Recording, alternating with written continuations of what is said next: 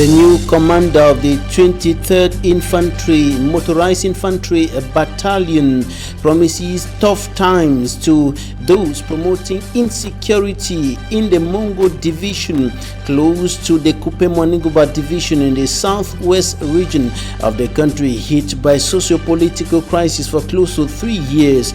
The new commander was commissioned into his functions recently. And also in this newscast, we're going to show you the fascinating works of a young Cameroonian of 17 years old. He is qualified as an engineer in the making.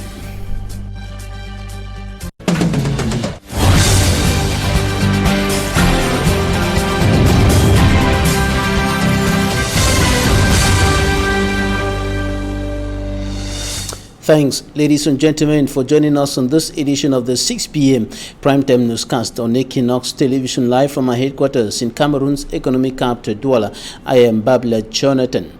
Perpetrators of insecurity and violence in the Mongo division and the littoral region of the country, close to the Kupe-Mwaniguba division in the crisis-hit southwest region of the country, have been promised very tough times by the new commander of the 23rd Motorized Infantry Battalion. He spoke during his installation ceremony, indicating that tougher measures were going to be taken in the days ahead to fight against the rising insecurity in the Mongo division, which is being attributed to the deepening Anglophone crisis in neighboring southwest region. For me, Armstrong Sander has more. Mongo in the littoral region has been the center of several attacks lately, with some observers quick to link them to the conflict in the northwest and southwest regions of Cameroon. People have either been killed, kidnapped, or have their properties destroyed in localities like Mombo, Mbanga, Pendamboku and Dor, which have recorded devastating armed attacks across the Mongo division lately. Preoccupying as the situation has been to administrative authorities of the littoral region, the newly appointed commander of the 23rd Motorized Infantry Battalion in Loum said it is over with insecurity across the Mongo. Had earlier called them that there is no way you can dialogue when there's no peace. He who doesn't want peace will never be given peace. That is why I have said with my installation today, I want to assure the population of those who are in Banga, in Suza, in Kompina, in Kappa, that is most of the localities in the Mongo division should know that their own cry has come to an end. He was speaking during his installation ceremony in Loum after his appointment by a presidential decree of March 5, 2019. Before receiving the baton of command, the new commander was charged with specific instructions to be executed mainly in the neighboring Kupe-Mwaniguba division, southwest region of Cameroon. Le chef de bataillon, ETUGE, Henesenge, Lordson. He was equally charged to facilitate an end to the Anglophone crisis by embarking on special missions to border localities of the Meme and Kupe-Mwaniguba in the neighboring southwest region of Cameroon. The new commander, ETUGE Henesenge Lordson, has been interim commander of the 23rd Motorized Infantry Battalion for several months before his official appointment on March 5, 2019 by a presidential decree. The new commander was installed by Colonel Eyenge Severin of the 21st Military Battalion in the presence of top administrative and military officials of the littoral region like General Saleh Muhammadu, commander of the 2nd Military Region.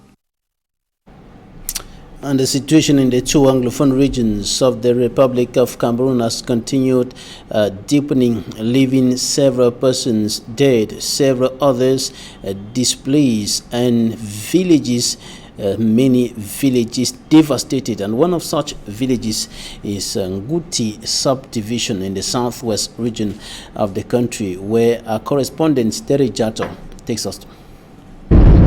After being deserted for a very long time, Nguti, a subdivision in Kupe-Mwaniguba division, is showing sign of life again. We get fine. Want to be fine for we. Ngoti was a very good place before the war came and chased people out. This woman says, and today people are coming back. She added, and people then too the run they come back. But many Ngoti people are still hiding somewhere deep in these forests for fear of being killed. And Mr. Meke Ebasearch Michael Albert, divisional officer from Ngoti subdivision, knows this, reason why he is calling on those in the forest to come out. Those who are in the bushes, let them know that this town, see how we are mixing with the military, we are mixing with the population, they are noting as war against the. This place called Ngoti stands tall in the southwest region as a subdivision with well-planted electric poles and cabled, but has never seen electricity. We had succeeded to procure two giant solar panels. These panels would have been connected, but for this crisis, any time from now, the solar panel will be connected. Today, these Ngoti people say they have been remembered at Easter by Mr. Oki Johnson Doe, an elite of the subdivision. We brought us saying we chop, so we can chop for the Easter. So we're glad plenty. Our brother has sent us gifts to celebrate Easter, and we are very happy and thank him to continue with that spirit. And present was Mr. Meke Ebasearch Michael Albert, the divisional officer from Ngoti subdivision, who centered his message in context with the death and resurrection of Jesus Christ. We are moving towards the Easter period. Jesus Christ came with charity. It is the reason why our main elite brother, Oki Johnson Doe, have decided to share the gift with food items to the population in Ngoti. To this administrator, reconciliation and forgiveness should be demonstrated this Easter for peace that pundits say left the northwest and southwest regions some 3 years ago. And the number of persons internally displaced by the socio-political and security crisis in the northwest and southwest regions of the Republic of Cameroon continues increasing day by day as the situation worsens further. Non-governmental organizations have continued striving to improve on their precarious and even deadly living conditions, while government's aid within the framework of the close to 13 billion francs CFA humanitarian aid plan is still awaited in many parts of the two regions and even other regions that are receiving IDPs, including the littoral, the west and the center regions of the country.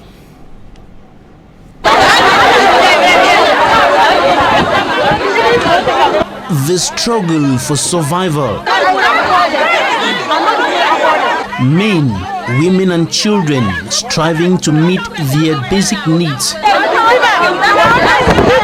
Kicked out of their homes in the northwest and southwest regions of Cameroon by the Anglophone crisis, they are now battling to survive and to cope with the high cost of living in the country's economic capital, Douala, thanks to aid from men and women of goodwill and non-governmental organizations like the Aya Foundation. She was not be easy. That same day, shooting the over too much way, it made me fear. It was not easy. There was a lot of shooting and I was afraid. So we ran and came here to grandmother's house. Come here, we can't be enough for you. The grandmother house away. We need to find our own place. But for that same moment, we struggled to get a house, but it's not easy to pay rent. House rent, you know the easy. Things are first strong. I lived there with my wife, 3 children. Got to Douala here for some time. I'm looking a place to sleep. Because of the crisis, my children came to stay with me here and we are managing to live. me I dey try for survival in there. The number of internally displaced persons in Douala and other parts of the country is increasing by the day as the crisis deepens further. We are trying to see if we can attend to just 1,000 people. What we have at least can carry 1,000 people for just about a month or two. So that's why we came here. It's the turn of Douala. After this, we should be able to go to the northwest region, to the west region, and to the center region. So we just need to assist them and keep them alive while we pray that the war ends very soon. We are here to be part, to educate our young girls against HIV and STDs and other things so that they should be able to stay calm, and while they stay calm, they pray to God Almighty so that this crisis should be resolved. Overwhelmed by suffering, they are begging for a return to normalcy in the two Anglophone regions so that they can return home. Cameroon's Minister of Urban Development and Housing, Célestine is urging contractors executing some public contracts or construction works in Konsamba, in the Mongo Division, littoral region of the country, to respect deadlines. She was speaking during a working visit to that part of the country. Smanjigan Gabriel has more. Once amongst the top 3 cities in Cameroon, Konsamba is now lagging behind. Dirt littered along major streets and uncompleted projects in the city is a big problem to the inhabitants as the rainy season draws near. The difficulties that we have in our quarter here is from the rainy season. When there is raining, the gutter everywhere is flooded. So rain enter our houses, rain wet our mattresses. So we are begging for the government to assist us, to help us, to try and see how we can solve this problem, because there is no way that we can live when there is rain. In the rainy season we feel a lot of difficulties. And again we are complaining that the gutters are small because people have built their house, they have reduced the gutter, and some of them have even drained their toilet from the gutters. So when the rain falls, the water go into their toilet and remove their excretors, and everywhere from the rainy season is smell. The descent to the fields made by the Minister of Housing and Urban Development was timely. People do whatsoever they like in Mongo Division. I'm glad the minister has seen for herself, and we shall do everything possible to follow them up. The minister, who visited some construction sites, used the opportunity to put more pressure on the contractors to finish up with the project, and also call on the population to join in the development of Konsamba. I came down to sensitize the different companies to respect their contracts and also talk to the population about their role in the development of our country, that the youth should seize the opportunities at their disposal. Saisir les opportunités qu'offrent tous ces grands chantiers que vous voyez vous-même, que les jeunes, les femmes. At certain points, the minister was shocked with the difference recorded in prices of doing the same work. Comment vous pouvez dire qu'on a eu 200 millions à Manjo pour 800 mètres? On vient ici, on a 200 millions pour un clip, mais c'est pas possible. The contractors who are being blamed for the delay are asking for more time. I have asked the minister to give me some time to finish since I had some delay, but it was because the one who gave me the contract gave me 6 months late. Many are now hoping that after the passage of the minister, construction works in major sites in the town of Konsamba will be executed on time. Vera Songwe meets the President of the Republic of Cameroon, Paul Biya. The Executive Secretary of the Economic Commission for Africa was received at the Unity Palace in the nation's political capital, Yaoundé, earlier today by the President of the Republic, and both personalities discussed, amongst other issues, the development of the digital economy in Cameroon and other economic issues, notably in connection to efforts of the government to achieve the economic growth and, of course, the emergence of the Republic of Cameroon by 2035. On to something else now. The Association of Enterprises involved in the production and distribution of electricity and water is stepping up efforts to curb accidents related to electricity problems, notably the poor connection of electric cables. Among these problems include fire disasters recorded in homes, in enterprises, and more so in markets, especially here in the economic capital Douala. The association is embarked on a sensitization tour to educate and, of course, edify Cameroonians on measures that can be taken at individual levels, at the level of institutions, to avoid the recurrent fire disasters and other accidents linked to poor electrical connections in homes, in enterprises, and in markets across the country, notably here in the economic capital Douala. It was the purpose of this seminar taking place here in Douala, during which the commander of the 201 Fire and Rescue Unit here in Douala, I'm talking about Captain Afu Hansel, used the occasion to edify the participants on the work or the responsibilities of the fire and rescue arm of the National Armed Forces, or better still, the military, and of course measures that should be taken by individuals and by companies to avoid the fire disasters, or better still, to prevent the fire disasters. Here's an extract of what he told us. Taken to prevent fire, particularly in our markets. Let me take a particular aspect. You know, you always meet people who say, who call our National Electricity Corporation as being the cause of many fires because they call it as short circuits as a whole. But in reality, if you respect the norms of installing your electricity context, you will never get to this disaster. You need to respect everything you do in putting in place the electricity in your environment. To do it, you contact the specialist. If you contact the specialist, you will never get to such a disaster. Now, in putting up your market, you should go closer to the technician, like as far as fire is concerned, like us.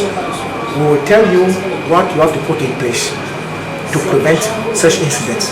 If all this is done, we think we will not, the incident must always exist, but we will need to, but it will be minimized. If you don't, first of all, take measures to facilitate our access to where there's, you agree with me that it will be difficult for us to access where there's an accident.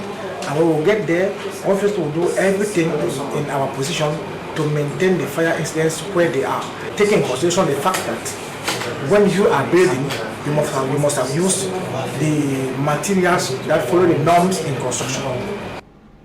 That was Captain Afu Hansel, commander of the 201 Fire and Rescue Unit here in Douala, speaking there on the measures that should be taken to prevent fire disasters and what should be done to mitigate the damages recorded in fire accidents. Now, coming up, Henesenge takes us into the fascinating world of a 17-year-old from 3 Cameroonian who is being described as an engineer in the making.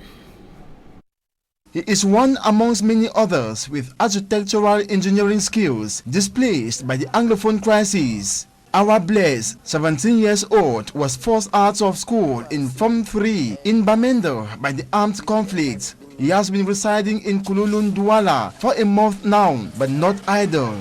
Now an internally displaced, he decided to bring out the giant in him, that is, building electrically driven wooden vehicles and electrically powered aircraft. These are the fabs blade that make the plane to go up. When the plane wants to fly, the plane have to run. So when the plane have run with speed, these flaps compresses air and the air lifts up the plane up. Then here we have the steering of the plane that give the plane direction and this is also the flaps of the tail, that when these flaps take off this head, then the flaps of this tail also take up the tail. Some of the vehicles include armor tankers. We use it to defend our country with it. I fabricate it out of carton, wood, and electronic cables, and some light zincs.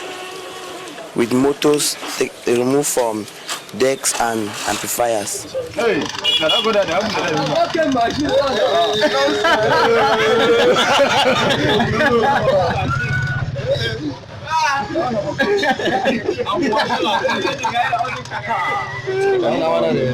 bulldozers. So this is 2-in-1 caterpillar. We have bulldozer and excavator. The one is always used to mine, while the one is used to clear roads. Then this one is used to mine something very far down inside the ground. Things like cement material, we have some iron material, sand, stone. When we want to plant some far pillars down, it's also used for construction and building. These are cables. We have bottles and 1 liter bottles head that I've cut to put here. They will have carton. We can have motor removed from decks, and also have carton, and we have thread and bolts and shafts that is used to manipulate the arm of this head.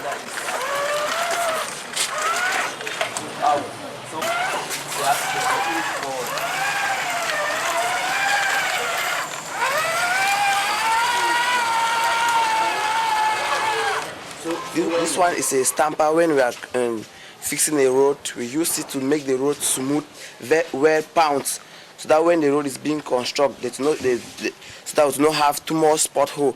We are seeing potholes on road. It's just that road is not being stamped very well. Then there is a gear system that supplies power to the machine. We also have the vibrating system inside that make the machine to apply force to compress the ground to be strong. This one is a front loader. So this one is used to load a camion when they have mined things like grants, to load a truck. This is the gearbox of this front loader that is applying force for the wheels, for this chain to turn around on these wheels.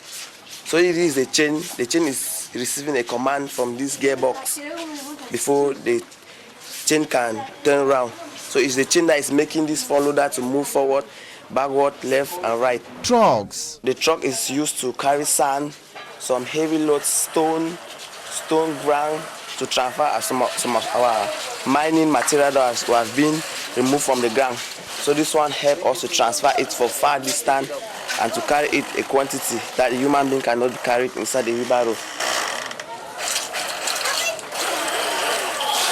Cars are also inclusive. Yeah, this is the gearbox. This gearbox is being placed inside under the car. This gearbox is usually placed under the car. So this car is too small for this gearbox to be fitted under. This is a front drive, because for cars we have rear drive, which is the back wheels that forward the car. But there are cars that are driven by the front wheels. All of these wooden vehicles are controlled with this motherboard to function as though they were wheels. It is used to control all these machines. It is being made out of aluminum, as you can see, cartons and bamboos. So it is electrified through these cables. Yeah, the role of the cable is to obtain live current from the battery, because this is the main supply. This way it takes in power, electrical power, to control all these machines. So it passes through this cable and to all these various sticks. While I'm moving forward, an action is taking place, either a bend, a turn, or moving directly forward or backward. So each of them have its function. They are being wired according to the different functions of this port here. But making this craft work normally needed time. The time that I begin fixing this vehicle, I did not know how I can make the thing to be common to manipulate it. So I was taking the cable that is from this vehicle, from the machine, to exchange with the battery. So I stood one day and think that, let me think something so easy for the machine to be manipulating so easy. So I decided I'll fix the remote so that I can exchange the battery. Instead to exchange this there, I exchanging on the remote. This one is a battery that is powering all this machine to move forward any direction that the machine is being planned to move. So this is a 12 volt battery because the motor used on this machine are 12 volts and motors. Our blessed Chi was inspired from childhood. I was still a kid. I was seeing other kids playing with toys and my own parents was unable to buy them. So I decided to look the view of those toys and come out with my own toys. So when I do my own like that, I play with it also. So by that time I was doing all types of toys that time, looking the views of toys around me. I also watch movies. Moving robots are equally results of his aptitude.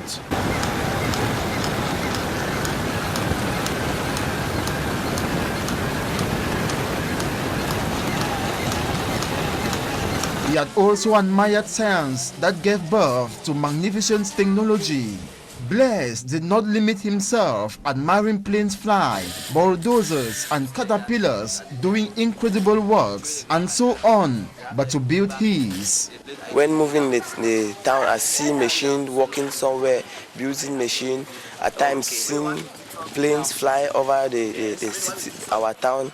Blaise, a mentor to Ndia Roland, was encouraged by his elder brother to develop such a creativity. This one is a stamper. My elder brother see the thing was so serious, so my elder brother was behind me, forcing me to do it. So this is why I've discovered myself, come out with those machines. Yes, he created an helicopter and tested the helicopter and tested it without remote. So the helicopter just flight and went. He never find it again. It just lost in the sky. So that was when I really sat down and said, no, there is something in that boy's head. Moral support also came from his parents. Anything that you both see that it can be the best for him, I will not refuse. I will accept. Because even to go to training, he can still be going to school. I'm looking forward to do those machines in a very great way with iron, some good materials that are more better than the one I'm seeing. Our blessed Chi now hopes to work with car manufacturing companies or something more. Our blessed Chi, the engineer in the making. Thanks a bunch, Henesenge, for that special report. And that's it for this edition of the news on Equinox Television. Thanks for staying with us.